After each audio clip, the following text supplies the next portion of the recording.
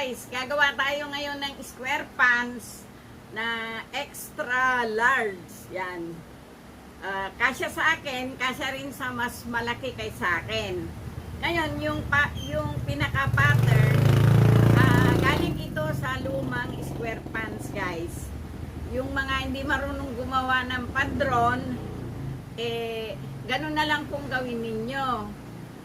Tiyagain yung tastasin, tapos para makuha nyo yung tamang sukat.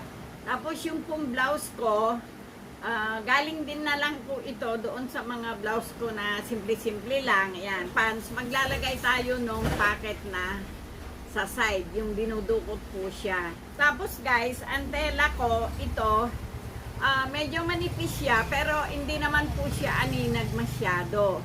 Ang yardage nito ay 1 3/4 at ang width niya ay 60. Tapos guys, ang timbang niya ay 1/4 lang. Ang 1 kilo po nito ay 100. Kaya ito ay nagkakahalaga lang siya ng 25 pesos. O yan. Nabasin natin at ipakikita ko sa inyo kung paano natin tahiin yung pants. O guys, ito yung tela ko. Nilapat ko muna yung tatabasin natin. Yan, naglagay ako ng aspile. Yan guys, oh, yan. Dito sa ano na to, dito ko itatapat yung bulsa. Maglagay kayo dito ng 4 inches. Kung 2 inches yung garter nyo, 4 inches ang ilalagay nyo ditong allowance.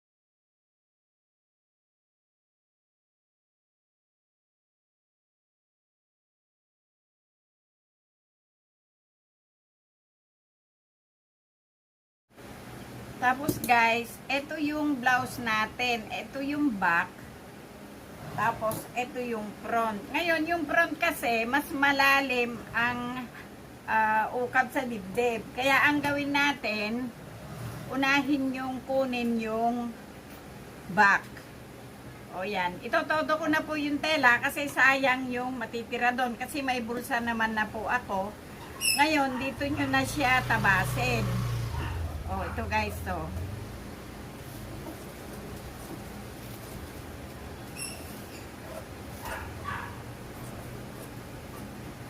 Ididiretso na po natin doon. Yan. Nakuha na natin yung back.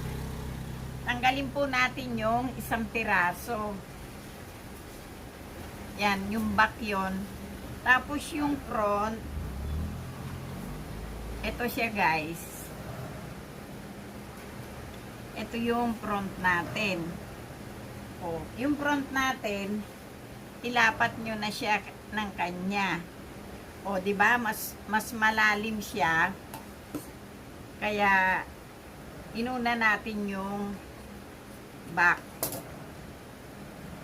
O. Ito na po yung bulsa natin. Yan. 2 piraso. O. Papakita ko po sa inyo kung paano natin ikakapit ito doon sa front. O guys, ito yung pocket natin. Ito siya, o. Yan. Kinapit ko siya dito sa front. Mula rito, 4 inches hanggang dito. Pag ikinapit nyo yung bulsa, magtira kayo ng 1 inch.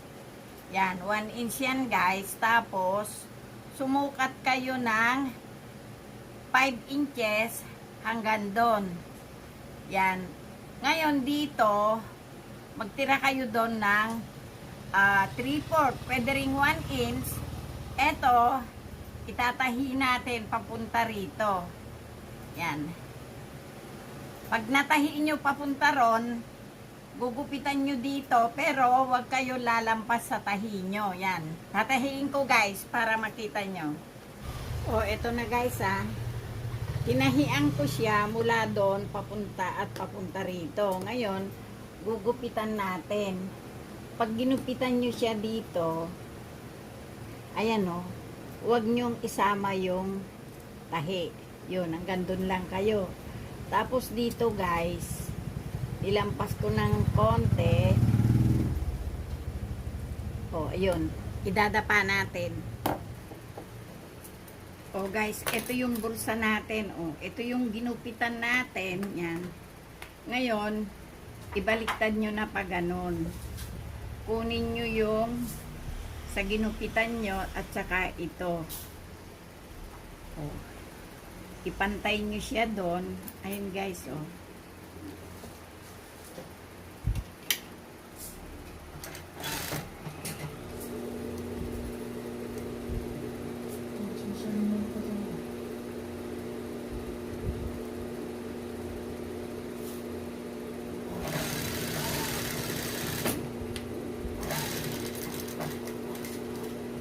Yun.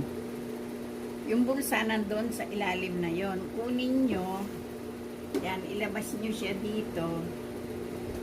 Eto guys, ipantay nyo doon. Kung ano yung lapad nun, ganun din nyo ipapantay doon. Tapos, pumunta kayo doon sa may laylayan. Ayun no. Tahiin nyo muna siya doon. Tapos, lumampas kayo dito guys para makuha nyo ito. Ito kasi naka-open. Ngayon, pasadahan nyo na din. Ngayon ito guys, ito yung pinakadulo ng bulsa. Isara nyo muna. Ipatong nyo ito. Yung pinaka-body. Ayan. Ito na yung bulsa natin guys. Oh. Malalim na. Oh. Ito. Oh guys, ito na yung back. Dinugtong ko na yung crotch niya. Tapos, ito na yung front natin. Oh. Yung may bulsa. Tatahiin ko na siya ng diretsyo. At lalagyan na rin natin siya ng garter dito sa bewang. Oh guys, ito na yung terno na tinahi natin.